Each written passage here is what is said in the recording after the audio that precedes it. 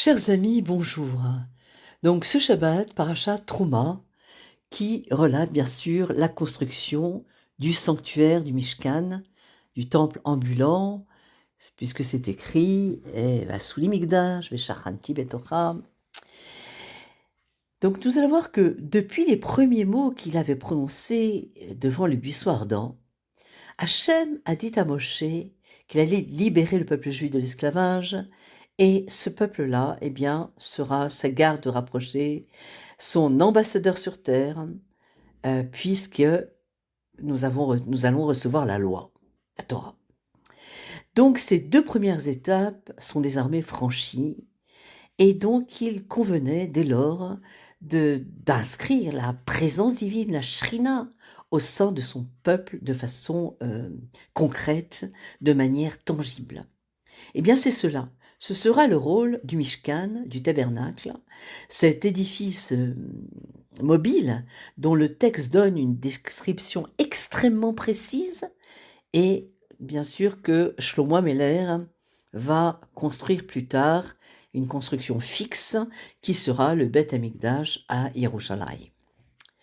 Au centre de ce Mishkan se trouvait le Kodesh Kodashim, le Saint des Saints, le cœur de cette construction où, nous disent nos sages, fusionnent le ciel et la terre. Dans cet espace seront placées les tables de la loi, dans une sorte d'écrin nommé l'arche sainte. Elle sera constituée d'une boîte surmontée d'un couvercle, le tout façonné dans un or d'une grande pureté. Sur le couvercle se trouveront les Kruvim, les chérubins, dont les maîtres du judaïsme diront qu'ils avaient des visages d'enfants, un garçon et une fille.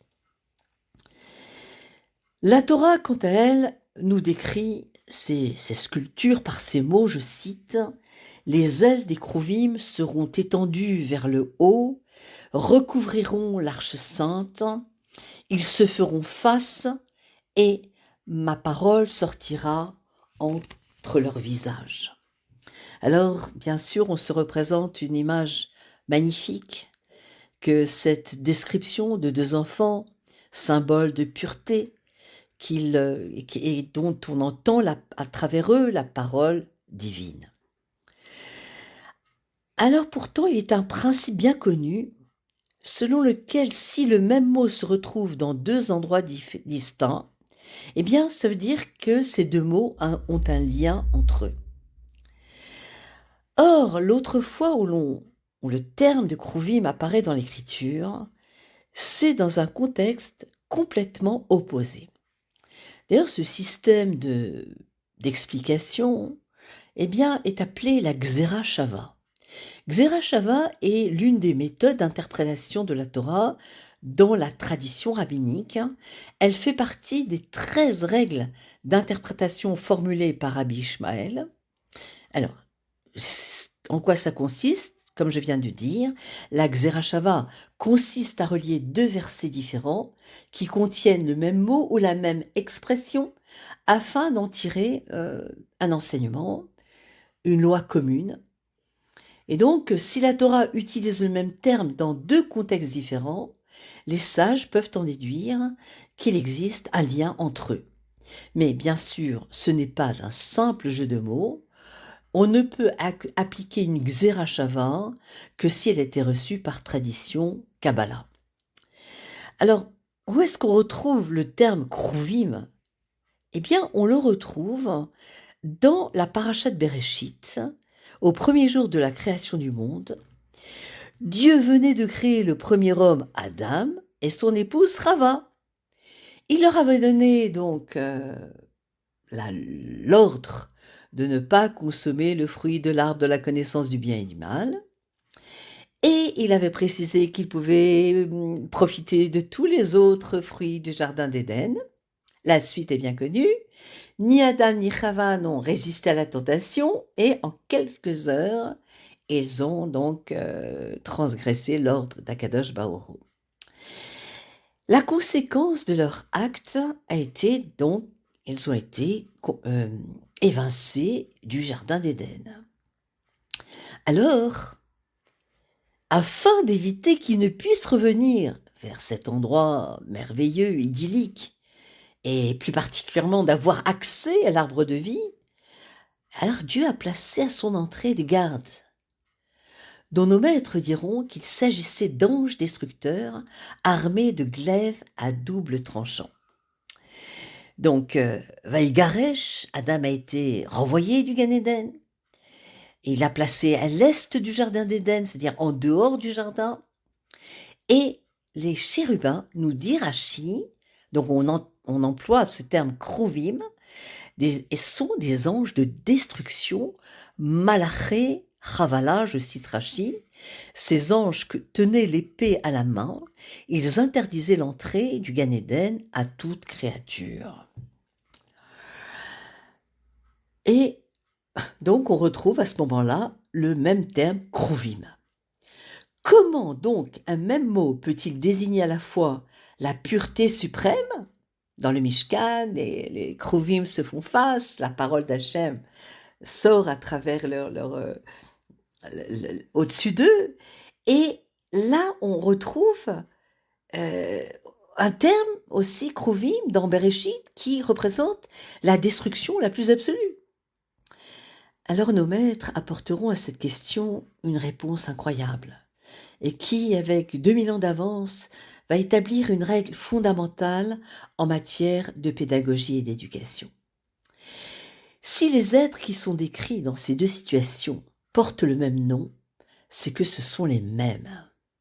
Ce qui change, c'est le contexte dans lequel ils ont été décrits.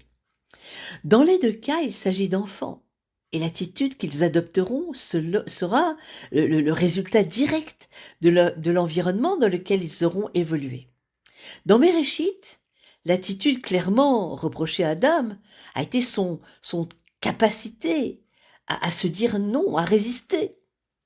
Voilà un homme qui avait la totalité du jardin à sa disposition et qui a trouvé encore le moyen de désirer la seule chose qui lui était interdite. Symboliquement, cela représente un système éducatif où la permissivité serait la règle, où la frustration serait bannie, où on opterait pour la politique de l'enfant roi. La conséquence de ce système éducatif est résumée en deux mots par les commentateurs. On a parlé dans Bereshit des anges destructeurs, malaché chavala.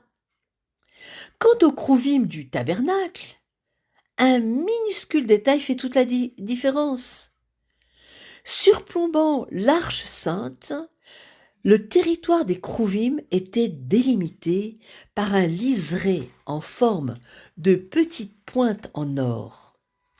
Cette image symbolise à l'évidence l'absolue nécessité de poser des limites aux enfants, de leur délimiter de la manière la plus précise qui soit le cadre dans lequel ils seront autorisés à évoluer et ce qui leur sera inaccessible, leur préciser leurs droits et leurs devoirs, leur désigner ce qui est bien, ce qui est mal.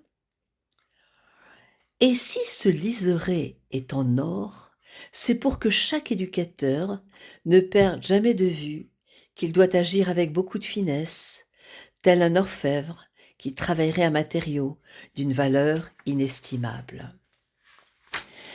Alors, bien sûr, c'est important de faire attention à quelle éducation donner à ses enfants.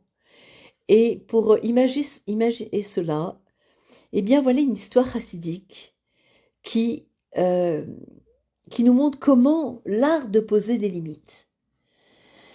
Un jour, un père est venu voir Rabbi Shneur Zalman de Liadi, le Balatania. Il est inquiet et il dit au Rabbi, mon fils est vif, intelligent, mais il n'accepte aucune limite. Et si je le reprends, eh bien, il se ferme. Si je le laisse faire, il déborde. Comment l'éduquer? Alors le rabbi lui demanda de le suivre dans le jardin. Et il lui a montré 2 plantes. L'une était fermée dans un pot étroit et l'autre